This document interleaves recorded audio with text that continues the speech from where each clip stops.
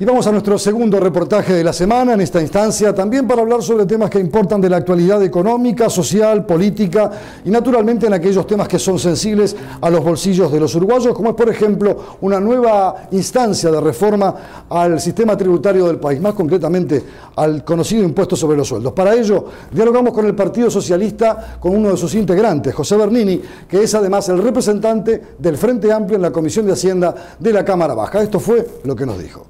Este reportaje de la semana vamos a ocuparlo en esta instancia con Gustavo Bernini, es diputado del Partido Socialista del Frente Amplio, integra la Comisión de Haciendas. En primer lugar, gracias por recibirnos aquí en su despacho, es un gusto. Hay un gran tema que se ha comenzado a debatir por estas horas y que seguramente será uno de los grandes elementos de debate, de puja a nivel político, que es el sistema tributario. En estas horas también, por estos días, ha habido la idea de algún legislador del Partido Colorado, José Amorín Valle, más concretamente con la idea de empezar a generar un espacio donde se pueda reducir lo que es el impuesto a las retribuciones personales. Naturalmente todo ciudadano lo que menos desea es querer pagar impuestos.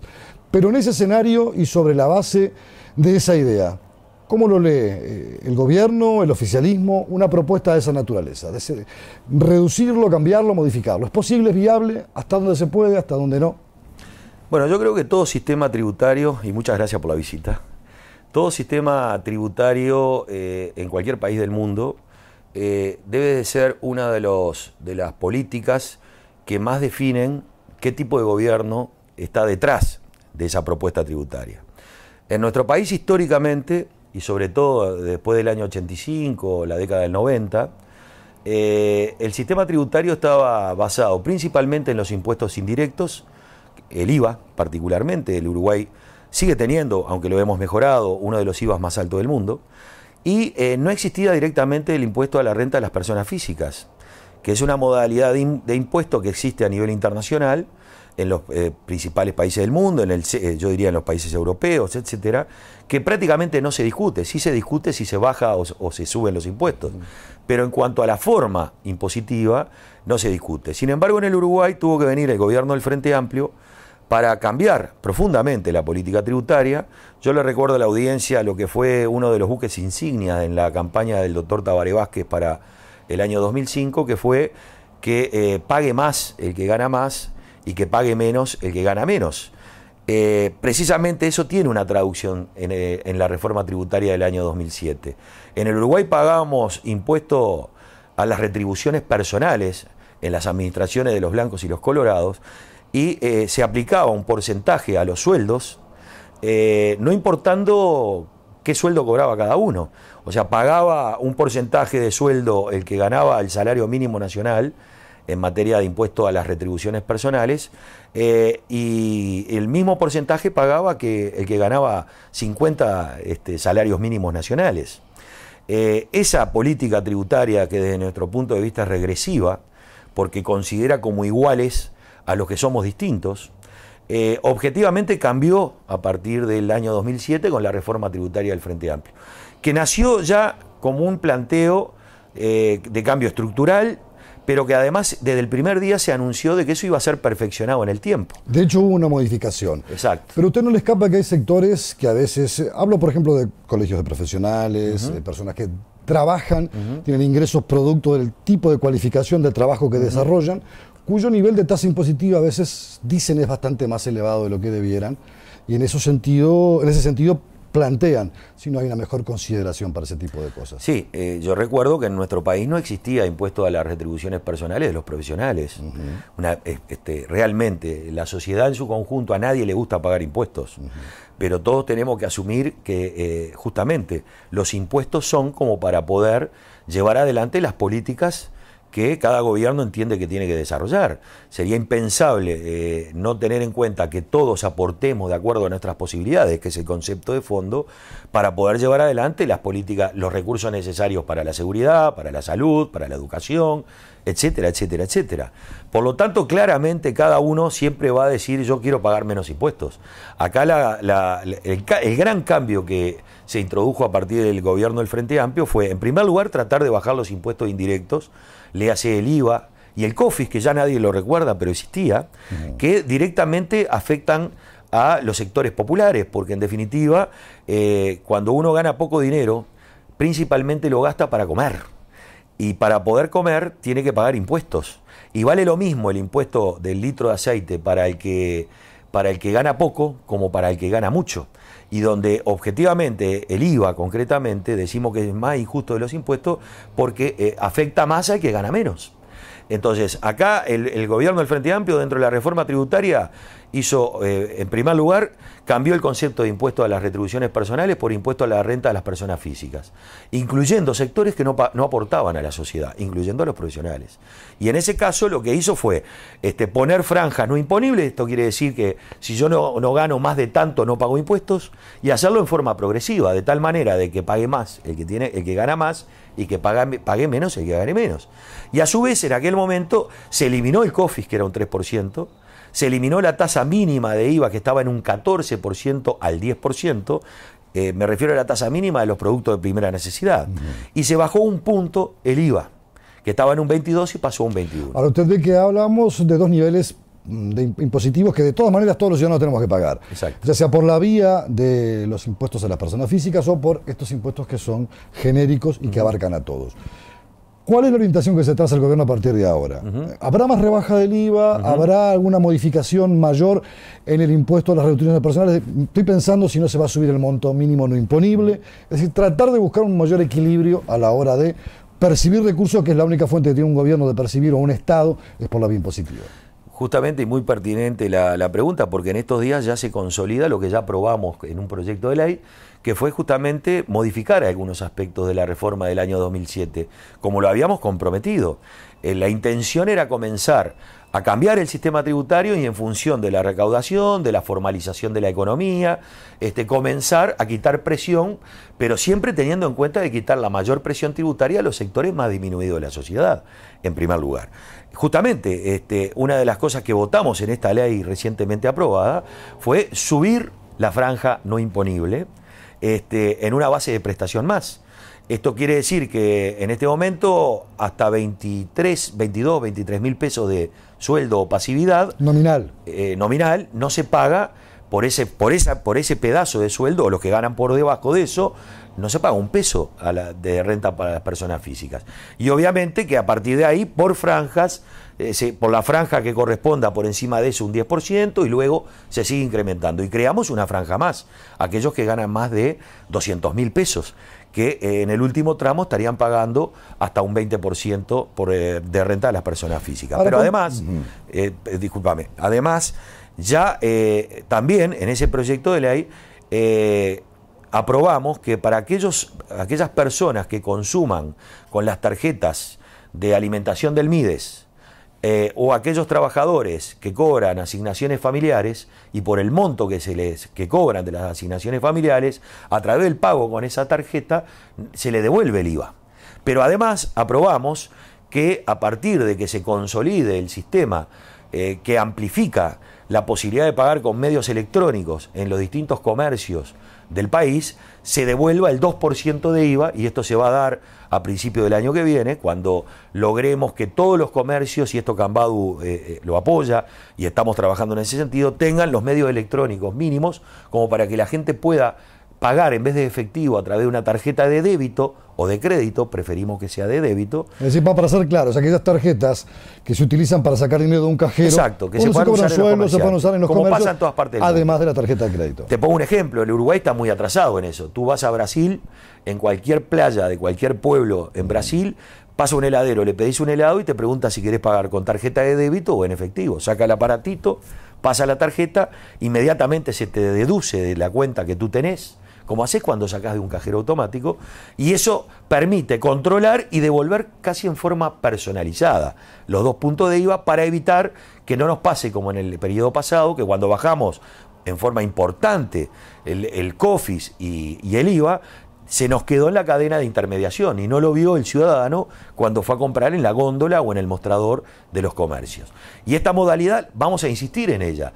El compromiso es avanzar en el acceso a los medios de pago electrónicos por el conjunto de la población, así como para que el comercio, aunque sea esté en el medio del campo, tenga el aparatito para poderlo utilizar como medio de de pago y de cobro en este caso, y poder devolver el IVA directamente al consumidor y no que nos quede en la cadena de intermediación. Usted utilizó un concepto que es la formalización de la economía. Hay sectores que todavía no están aportando, o los aportes que realizan no van en el mismo volumen o monto de lo que es su verdadero ejercicio, sus transacciones económicas.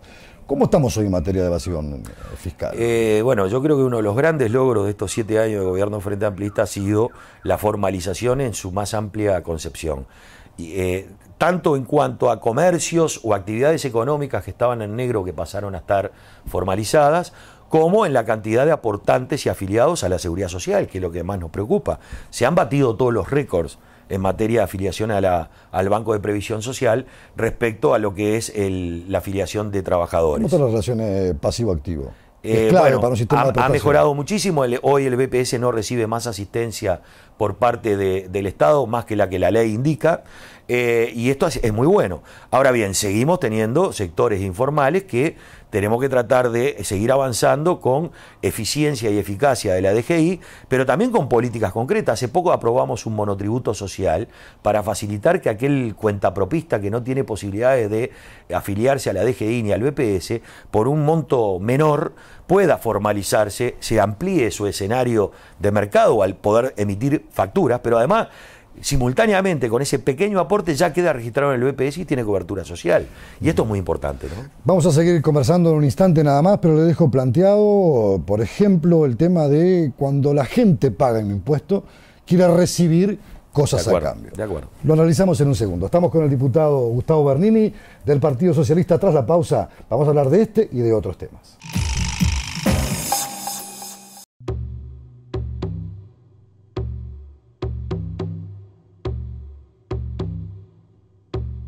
Uruguay enfrenta un desafío que debemos resolver entre todos.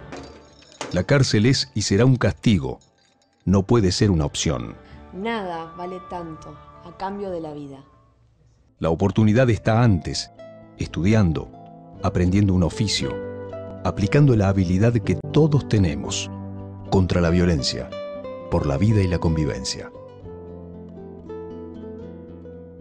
Voy a jugar a la pelota, me decís que me ponga championes, así no me lastimo. Si voy a andar en skate, me pedís que use casco. Y cuando me subo al auto, nunca me dejas olvidarme del cinturón. Para hacer los deberes, me haces acordar que me ponga los lentes. Y en invierno, siempre me das los guantes para que me abrigue. Qué suerte que estás siempre para cuidarme. Entre todos, nos cuidamos mejor. Por eso creamos el plan Obra Segura. Un proyecto que busca prevenir los accidentes de la construcción. Es una iniciativa de Presidencia de la República, Ministerio de Trabajo y Seguridad Social, Trabajadores y Empresarios de la Construcción, Zunca, Cámaras Empresariales. Usted está viendo tvUY.com, el canal uruguayo diseñado para Internet. Estamos con el diputado Gustavo Bernini analizando la situación tributaria del país, los cambios, las modificaciones que se vienen, pero también es bueno saber y preguntarle, cuando la gente paga impuestos, siempre reclama, como naturalmente debe ser, cosas a cambio. Exacto. Hay gente que todavía sigue cuestionando el dinero que se brinda, por ejemplo, a través del MIDES, a los sectores más carenciados de la sociedad. Algunos señalan, es una ayuda que no tiene retorno, porque no hay una contraparte que justifique la ayuda que el gobierno da, y eso sale por la vía tributaria para poder asistir a esos hogares carenciados. Cuando escucha esos argumentos, ¿qué piensa? Que están hablando de parte, partiendo de un concepto que de mi punto de vista es equivocado. Yo creo que la evolución que ha tenido las políticas de asistencia social del gobierno desde que fue creado el MIDES en el 2005 a hoy han variado sustantivamente. Cuando se asume el gobierno por primera vez había 1.400.000 pobres. El propio discurso del presidente de la República que asumía y en la campaña electoral del doctor Vázquez era: primero hay que darle de comer a la gente, hay que atender la dramática situación que nos dejaron los gobiernos anteriores a partir de una crisis que se instaló en el país desde bastante tiempo, pero que detonó en el 2002 de la peor manera. Desde el momento que se crea el PANES a hoy ha evolucionado muchísimo las políticas sociales del gobierno.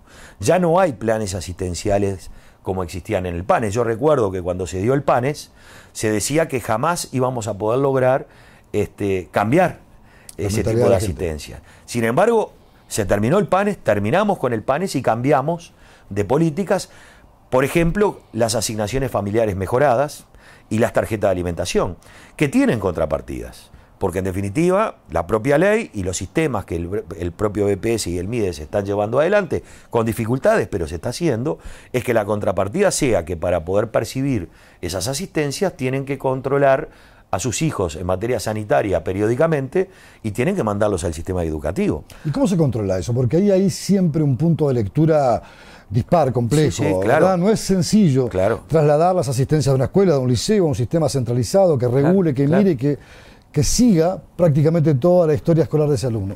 De acuerdo. Hay una base de datos como nunca en la historia del país se ha dado. Yo creo que la eficiencia en ese sentido, particularmente del BPS, ha sido enorme, y hay una base de datos donde se cruza información con el propio MIDES, con la ANEP, con Salud Pública, de tal forma de tener un control de la situación. Obviamente que nos falta mucho, pero el MIDES acá, en lo que va del año, lleva realizadas más de 30.000 visitas a los hogares que perciben algún tipo de transferencia no contributiva por parte del Estado, de tal forma, primero, de vigilar si realmente todavía están en una situación como la que habilitó a que se les diera un respaldo. Y se han bajado muchas de las tarjetas y se han interrumpido mucho de las transferencias, en función de que, por suerte, muchos pudieron incluirse en el mercado de trabajo y salir adelante. Yo creo que también, cuando hablamos del MIDE y las políticas de transferencia, situamos las políticas del MIDE exclusivamente en eso. El MIDES tiene programas de todo tipo en materia de inclusión social. Basta ver el programa Uruguay Trabaja, el de emprendedores, el de cooperativas sociales, miles y miles de personas que estaban totalmente excluidas, que quizás comenzaron con el PANES, hoy están nuevamente en el mercado laboral, han hecho programas de socioeducativos, como se denomina, de trabajo transitorio, han comenzado a integrar a su cultura la cultura del trabajo, que no la tenían, y que yo creo que eso ha permitido ya estar en una etapa donde no solo la transferencia asistencial es el centro, sino que el centro pasa a ser la propia inclusión de esas personas, tanto al sistema educativo como al sistema o como al mundo del trabajo. Y yo creo que el esfuerzo ha sido muy bueno, porque se han bajado los indicadores de pobreza en muy poco tiempo, de una manera que el mundo reconoce, que prácticamente se ha llevado a su mínima expresión a la indigencia, y nuestro objetivo es culminar este periodo de gobierno eliminándola. Y obviamente que todo esto implica que de la transferencia asistencial, que originalmente no pedía contrapartes, al día de hoy, mucha agua ha pasado bajo el puente, y yo no tengo ninguna duda de que el factor más distributivo de la riqueza y que ha permitido sacar a la gente de la pobreza no son las transferencias del MIDES, sino que es el trabajo. No hay mejor factor en la sociedad de integración social que a través de la educación y el trabajo. Y ese ha sido un factor importante. ¿Se admite la polémica, el disenso, la lectura diferente cuando se analizan estos programas? ¿Es viable, es visible eso? Dentro del propio escenario del gobierno, me refiero. Por supuesto. ¿Qué corrigieron, más allá de estos ejemplos que usted ha dado? ¿O qué hay que corregir desde esta realidad en la que estamos parados para que este asistencialismo, como se le denomina popularmente a este tipo de ayuda, de transferencias, termine, cese en algún momento del tiempo? Bueno, yo creo que notoriamente hay que asumir esta realidad y leerla con su complejidad. Acá no hay soluciones fáciles, porque no son problemas fáciles. Simplemente no tenemos por qué ser técnicos para saber que en el Uruguay hay un sector importante de la población que venimos abatiendo, que es el sector excluido y marginado, que por generaciones se encuentra en esa realidad, y que la cultura del trabajo, la cultura de la integración a través de la educación, el valor de lo que significa para poder progresar en la formación de sus hijos, no lo tenemos instalado culturalmente en un sector, en un cogollo, diría yo, de ese sector social, de la manera que lo tenemos asumido en la mayoría de la sociedad. Eso es producto de décadas de abandono. Acá de lo que se trata es de comenzar justamente a partir de una atención especializada respecto a ese sector social, darles oportunidades para formar. Esto va ligado al tema de educación. Por algo estamos apostando a las escuelas de tiempo completo, para que muchos de los niños que se que se crían en esos sectores sociales tengan la posibilidad de ir a la escuela desde la mañana hasta la tarde, implicando no solamente que puedan tener una buena alimentación, sino que en esa escuela de tiempo completo tengan la mayoría de su tiempo dedicado hasta desde su formación, no solo educativa, sino también en valores. Y por la complejidad del tema, no solamente lo vamos a poder hacer a partir de hacer transferencias o darle oportunidades en programas de trabajo o socioeducativo, sino que todo el sistema educativo y el sistema sanitario también tiene que atender esa realidad. Y obviamente que es como todo, tiene sus claros y sus oscuros. Yo creo que nadie podía imaginarse que en apenas 6, 7 años pudiéramos abatir la pobreza de un 34%, 35% que fue cuando la teníamos. Un tercio de la población estaba bajo el nivel de pobreza en el año 2005 y hoy estamos en torno al 14, 15%. 5% de la población estaba bajo el nivel de indigencia, hoy estamos en el 0.5, bajamos 10 veces la cantidad de gente que estaba en esa situación. Creo que eso es espectacular en cualquier parte del mundo. Mire, nos ponen de ejemplo en foros internacionales respecto a las políticas que llevamos adelante. Sí, hemos escuchado del modelo uruguayo, a veces se hablaba del modelo chileno, hoy es el modelo uruguayo. Claro, porque a diferencia del chileno... comienza a transitar por esa línea. Sí, a diferencia del chileno, la propia presidenta Bachelet lo dijo hace poco cuando visitó el Uruguay, que ella nos envidiaba sanamente, porque dijo, abatimos la pobreza igual que en Uruguay, pero a diferencia de Uruguay no logramos comenzar a redistribuir mejor esa pobreza, porque pueden haber políticas, justamente aquellas que son exclusivamente asistenciales, que pueden abatir la pobreza. El tema es que es distinto a hacer una sociedad un poco más igualitaria. Hay un famoso indicador que es el índice de Gini, que mide cómo se distribuye el ingreso en una población o en una sociedad. El Uruguay no solo logró abatir la pobreza, sino que mejoró el índice de Gini. Quiero ser bien gráfico. Cuando asumió el gobierno del Frente Amplio, el extracto social que ganaba más, ganaba 18 veces más del que gana menos. En este momento esa relación es de 13-1. O sea, tenemos que seguir avanzando, pero también ya hay indicadores que están demostrando de que se está mejorando la distribución de esa riqueza. El rico es un poco menos rico respecto al pobre, que es un poco menos pobre. Obviamente que esto es un proceso. La vida misma nos va a llevar a tratar de lograr la justicia social, que es lo que nosotros aspiramos, pero cuanto más esfuerzo ponemos, y en este proceso creo que vamos acercándonos a lo que nosotros pretendemos, ¿no? Usted menciona el tema de la educación, es un capítulo que sin duda da para hablar por sí solo. Sí, claro. Por el grado de confrontación, de diferencia o de resultados que la educación hoy está arrojando, que tal vez no sean lo que se quiere. ¿Cuánto más se va a apostar en eso? Y le pido esa última reflexión. Creo que la principal... No solamente desde el punto de vista monetario, me refiero, no. punto de vista conceptual y de cambio y transformación totalmente. profunda. Primero, no es un tema exclusivamente monetario, pero nosotros aumentamos por 5 el presupuesto. Es imposible que una educación tuviera el presupuesto que tenía antes que el gobierno del Frente Amplio lo asumiera. La base de la educación son los gurises y los adolescentes, pero lo segundo más importante son los docentes. Hemos hecho un esfuerzo enorme para que los docentes ganen un poco mejor. ¿Que nos falta? Obviamente, pero nadie duda de esto. Pero la calidad de la enseñanza está que bien, es el plus que queda, el factor clave decisivo. Sin duda, el que piense que un cambio radical en la educación para pasar a una educación de calidad se puede hacer en 4 o 5 años, creo que está mintiendo. Por lo menos si tienen conocimiento de causa, están mintiendo. Los cambios en la educación, los resultados principalmente que arroja la educación, se necesitan generaciones para lograrlo. Entonces es imposible que se nos pida una educación del primer mundo cuando hubo décadas donde justamente el presupuesto para la educación estaba absolutamente disminuido y donde no había políticas que de alguna manera ubicaran al Uruguay en una nueva realidad. Yo creo que estamos en buen camino, estamos tratando de poner no solo dinero sino cabeza y gestión. Que tenemos dificultades, las tenemos, pero que obviamente hay que continuar en este proceso porque los resultados se van a ver en el tiempo, ¿no? Diputado Bonini, muchísimas gracias por recibirnos en su despacho. No será la última vez que conversemos con usted y ha sido un verdadero gusto. Igualmente estoy a las órdenes y cuando quieran.